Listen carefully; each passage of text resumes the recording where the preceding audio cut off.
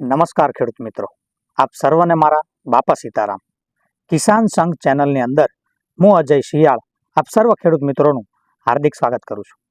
વાલા ખેડૂત મિત્રો, તારીખ 21/9/2024થી ખેતીવાડી ખાતું ગુજરાત સરકાર દ્વારા ખેડૂતોને વિવિધ ઘટકોની અંદર એ સહાય યોજનાનો લાભ લેવા માટે થઈને આઈ ખેડૂત પોર્ટલ ખુલ્લું મૂકવામાં આવેલું છે, જેના અંદર અલગ અલગ તબક્કાવાર જે તે જણાવ્યા મુજબની તારીખ મુજબ અલગ અલગ જિલ્લામાં એ અરજી કરવા માટે થઈને એ પોર્ટલ ખોલવામાં આવેલું છે.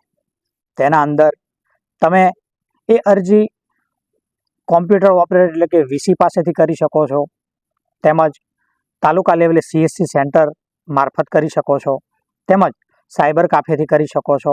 અને જો તમે આ વિષયનું એ જ્ઞાન ધરાવતા હોય, ઓનલાઈન અરજી કરતા જો તમને આવડતું હોય તો તમે જાતે તમારા સ્માર્ટફોનના માધ્યમથી એટલે કે મોબાઈલના માધ્યમથી પણ તમે ઓનલાઈન અરજી કરી શકો છો. હવે વહેલા તે પહેલાંના ધોરણે એ ઓનલાઈન અરજી સ્વીકારવા માટે થઈને પોર્ટલ ખોલવામાં આવેલું છે, જેના અંદર તમામ ખેડૂતો એક સાથે એ અરજી કરી નહીં શકે.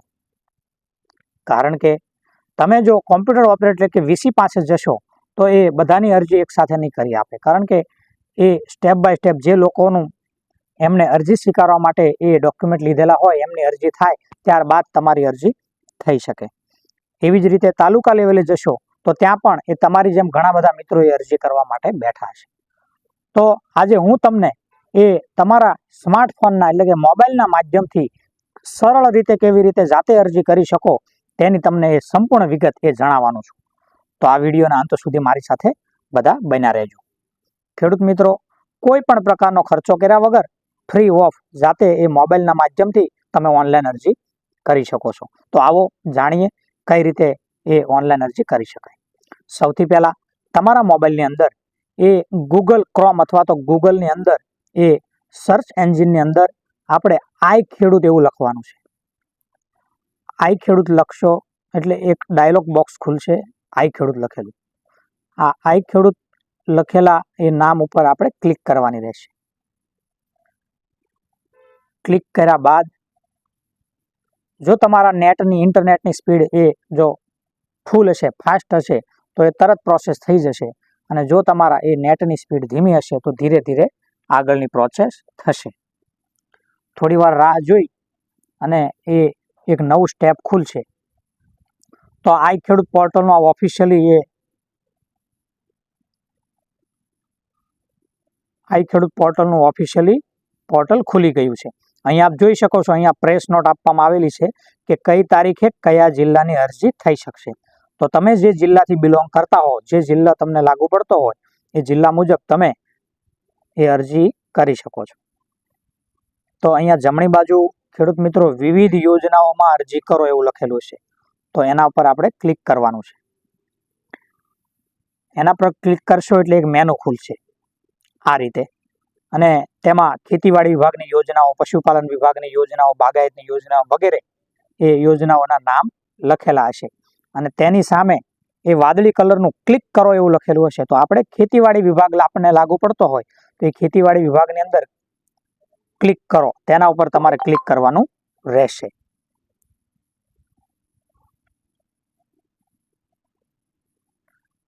તેના પર ક્લિક કરશો એટલે ખેતીવાડી વિભાગની અંદર એ કયા કયા ઘટકોની અંદર એ તમે અરજી કરવા માંગો છો એનું આખું લિસ્ટ ખુલશે. તો આપણે એક ઉદાહરણ તરીકે આપણે કોઈ પણ એક ઘટક લઈ લેશું. તો અહીંયા આપણે પંપસેટ ઘટકની અંદર અરજી કરશું.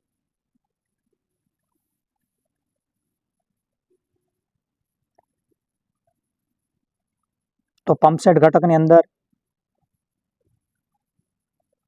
આ રીતનું જ્યારે પેજ ખુલે ત્યારે અહીંયા જમણી બાજુ એ અરજી કરો, અહીંયા આપ જોઈ શકો છો 21/9/24થી 30/9/24 સુધી એ ઓનલાઈન અરજી સ્વીકારવા માટે પોર્ટલ ખુલેલું છે.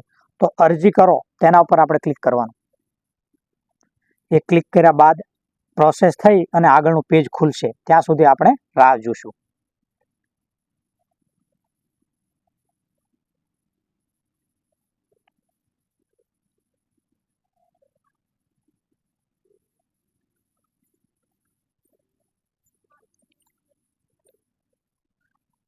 ત્યારબાદ આ રીતે આ ઘટકમાં ખરીદી બાદ અરજી કરવાની થાય છે.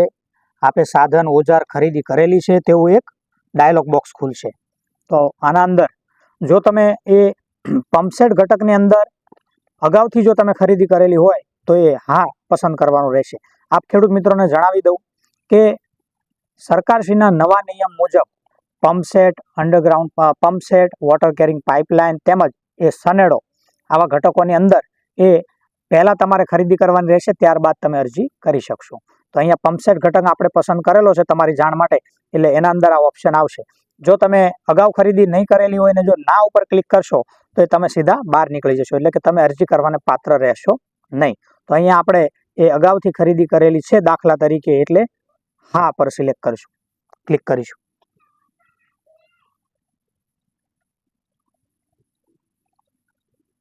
ત્યારબાદ આગળનું જે પેજ ખુલે તેની રાહ જોશું.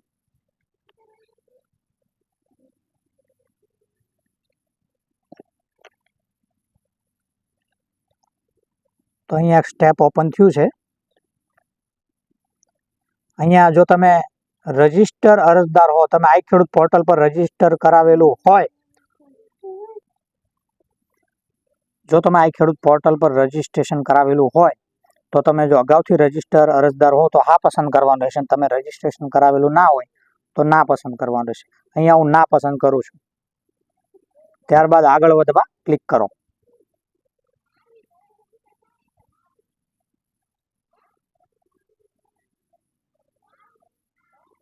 આગળ ક્લિક કર્યા બાદ આટલા એ મેનુ ઓપન થશે. તો તેના અંદર નવી અરજી કરવા ક્લિક કરો, તેના ઉપર ક્લિક કરવાનું રહેશે.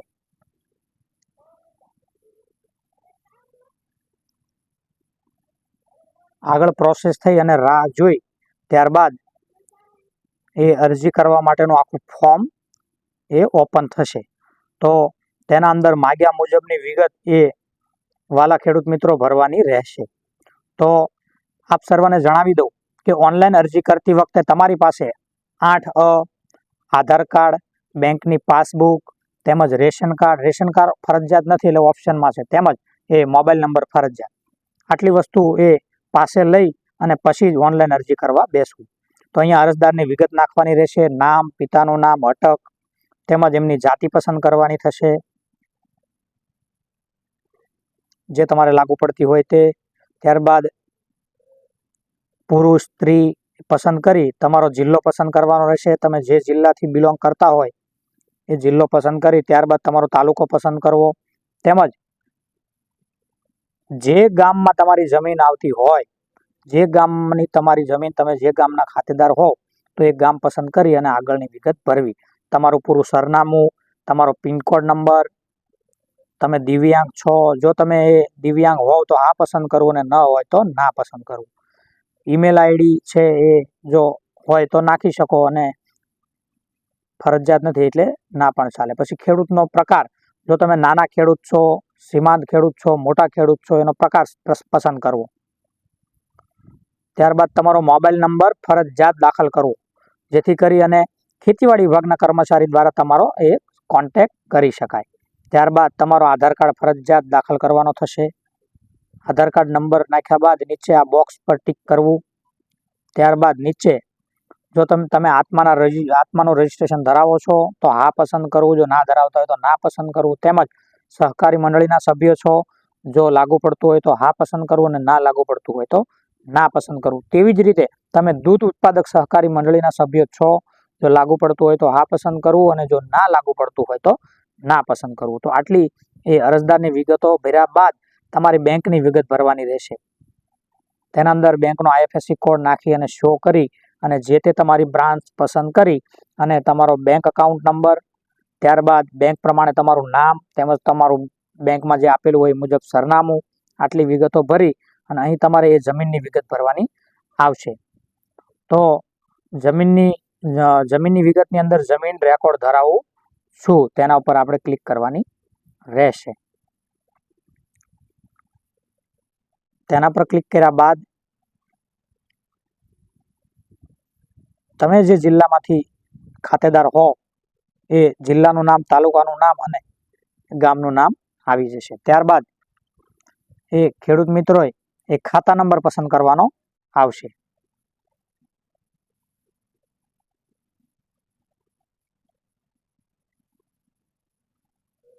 ત્યારબાદ અહીં તમારે જમીનનો ખાતા નંબર પસંદ કરવાનો આવશે અને એટલી વિગત નાખ્યા બાદ રેશન કાર્ડની વિગત એ ઓપ્શનમાં રહેશે, ફરજિયાત નથી એટલે ન નાખો તો પણ ચાલશે.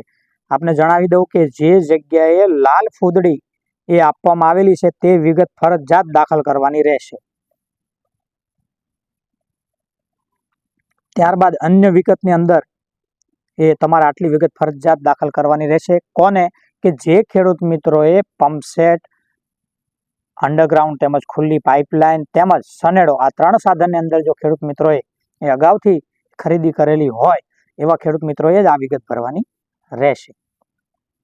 જેના અંદર આરટીઓ રજિસ્ટ્રેશન નંબર અથવા તો સિરિયલ નંબર એ દાખલ કરી શકો છો. માનો કે અહીં આપણે પંપસેટ પસંદ કરેલું છે તો સબમર્સિબલ હોય તો સબમર્સિબલ મોટરની અહીં સિરિયલ નંબર દાખલ કરવાનો રહેશે, તેમજ બિલનો નંબર દાખલ કરવાનો રહેશે અને બિલની તારીખ દાખલ કરવાની રહેશે. આટલી વિગતો નાખી અને અહીં એન્ટર કોડ કરી અને અરજી સેવ કરવી. અરજી સેવ કર્યા બાદ એ જો અરજીની અંદર કોઈ ક્ષતિ રહી ગઈ હોય તો અરજી અપડેટ કરવા અહીં ક્લિક કરો. તેના પર ક્લિક કરી અને અરજી એ સુધારો વધારો કરી અને ફરી વખત તમે અપડેટ કરી શકો છો. જો કોઈ ક્ષતિ ન રહી ગઈ હોય અને તમે એ સંપૂર્ણ વિગત જો સાચી ભરી હોય તો એ આગળનું સ્ટેપ છે અરજી કન્ફર્મ કરવા, અહીં ક્લિક કરો. તો એ ખેડૂત મિત્રો જો તમે અરજી સેવ કર્યા બાદ અરજી કન્ફર્મ કરશો ત્યારબાદ તમારી અરજી સબમિટ થશે. એટલે અરજી કર્યા બાદ એ અરજી કન્ફર્મ કરવાનું ભૂલવું નહીં. અરજી કન્ફર્મ કરશો ત્યારે જ તમારી અરજી થઈ ગણાશે. ત્યારબાદ અરજી કન્ફર્મ કર્યા બાદ એ આ ઓપ્શન પરથી તમે અરજીની પ્રિન્ટ ફરજિયાત લઈ લેવી. અરજીની પ્રિન્ટ લેશો ત્યારે જ તમારી અરજી ઇન્વર્ટ થશે. ત્યાં સુધી તમારી અરજી ઇન્વર્ટ થઈ શકશે નહીં. એટલે તમામ ખેડૂત મિત્રોએ જે ખેડૂત મિત્રો અરજી કરવા માંગતા હોય એમને એ અરજીની પ્રિન્ટ ફરજિયાત લઈ લેવી. તો ખૂબ જ સરળ અને એ સારી રીત એ આપ સર્વ ખેડૂત મિત્રોને જણાવી આ મુજબ તમે અરજી કરી શકો છો અને આ ખેતીવાડી વિભાગની વિવિધ એ સહાય યોજનાનો લાભ આપ ખેડૂત મિત્રો લઈ શકો છો. જો આપને આ વિડીયો ખેડૂત મિત્રો પસંદ આવ્યો હોય તો આપ મારા વિડીયોને લાઈક કરજો તેમજ અન્ય ખેડૂત મિત્રોને શેર કરજો જેથી એ ખેડૂત મિત્રોને પણ એ ઉપયોગી બની શકે. ખેડૂત મિત્રો કાયમથી અમારા કિસાન સંઘ યુટ્યુબ ચેનલ સાથે જોડાયેલા રહેજો. આભાર.